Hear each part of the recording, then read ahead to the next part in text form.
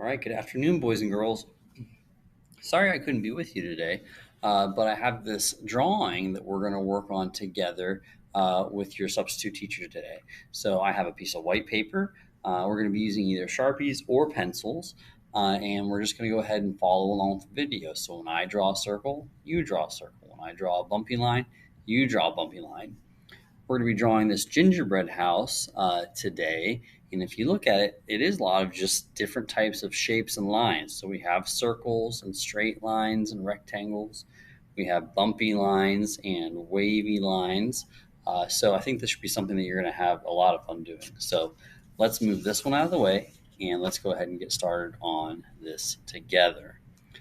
If I go too fast, you can stop and pause the video. So I'm going to start with the ground actually.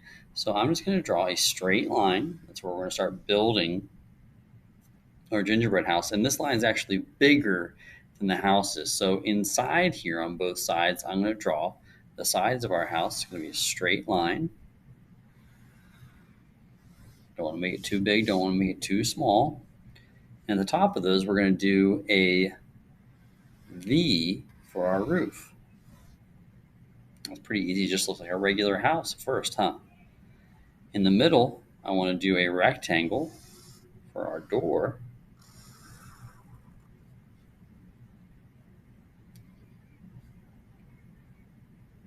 And then inside there, I want to do a circle for our doorknob. Now it's time to start doing some details. They're going to make it look like a gingerbread house. So when you make gingerbread houses, one of the things you're using is icing to kind of stick all the pieces together. So around my door, I'm going to be drawing kind of a curvy, wavy line to make it look like there's icing coming around the door. Looks pretty good. And maybe around my door, I can do windows that are shaped like peppermint candies, sort of. So I have these circles, 1, 2, 3. And then those peppermint candies have those different stripes of red and white. So I'm going to do like a plus inside each window and an X. I'll do it again. I'm going to do a plus and an X. I'll just do that inside each one. Yours doesn't have to be, when we color, it doesn't have to be red and white. It could be different colors too. Maybe it's rainbow colored. Let's do some other types of lines. So I did this icing around the door with a wavy line. I'm going to do another wavy line to make it look like icicles, icing icicles going along the roof. But this time, instead of being just little waves, I'm going to make them like very pointy to make it look like they're dripping icicles going along the roof. So going up and then going back down, I can do it too. Sometimes they could be small, sometimes they can be big. They could all be the same. That looks good. It looks cold now. It looks like cold icicles. Maybe along the top of the roof, I can do some gumdrops. So I'm going to do just bumps. Look at that. It's like an upside down U or like a rainbow. Bump, bump. And you can do those one at a time like that. Bump, bump. Or you could keep going, repeating them. Bump, bump, bump, bump, bump, bump, bump the whole way along your roof line. It's looking pretty good. While we're up here on the roof, let's add a chimney for our gingerbread house. So our chimney is just going to be 2 lines that go up, and at the top we'll connect them with a straight line to make the top of our chimney.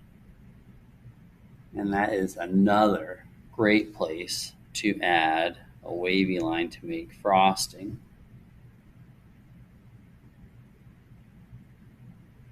Coming out of our chimney, I'm going to do some more bumps to make it look like smoke or cotton candy smoke is coming out of the chimney. And if at any point this is going too fast, you just stop, pause, and you can catch up on some of the steps. Or if you're super far behind, sometimes I just say, hey, forget it. I didn't get a chance to put those lines in now. I'm not going to worry about it because I know we're going to have plenty of time at the end of this drawing to finish those details and to add lots of cool colors to this. Now, on both sides of my gingerbread house, I'm going to draw some candy canes. And candy canes are perfect for Christmas. So on this side, it's kind of like drawing an upside down J. So I already have this line here, so I just need to keep it going. I'm going to turn that into like an upside down letter J. And then inside this letter J, I'm going to do it again with a smaller upside down letter J. And then I just need to close it in and add all those stripes. So I just keep drawing those lines, one at the end to close it, and then just keep going the whole way down my candy cane. Let's do it again on the other side in case you lost it. I'm going to keep that going and make a hook on the end. Looks like a cane for a shepherd or an upside down letter J.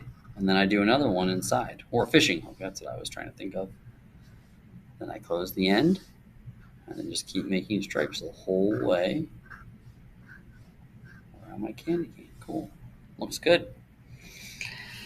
Now the top part of our house is done, but I want to add some more stuff around it. So one of the big things that people use on gingerbread houses are these gumdrops. So we're going to make some like bushes around our house that look like gumdrops. So I just have kind of like an upside down letter U, some big, some small, and then I'm going to put little dots to look like little crystals of sugar on here.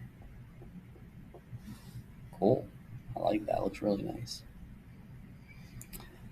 Coming down from the door, maybe there's like a little sidewalk or some steps, and these can be like Jolly Ranchers or Tootsie Rolls or licorice sticks or things like that. Looks pretty good. Maybe one more. You can add as many of those as you want. Those are just rectangles. Maybe one of the last one or two things I'm going to do is I'm going to add some snow. Going from that line we started off with, and then I just add a wavy line going to the bottom of my steps. And then we can be done. You can add more details if you want, more types of candy. You can add snowflakes in the sky. But we're just going to, for the rest of class, I want you to color this in very nicely. This is like your own coloring page, and you got to stay in the lines and do a nice job. We're going to use crayons for this. We might get out smelly markers, but I think it just depends if everybody has been following directions and doing a good job. I'm doing these fancy snowflakes where it's just a plus or an X and then another one inside there.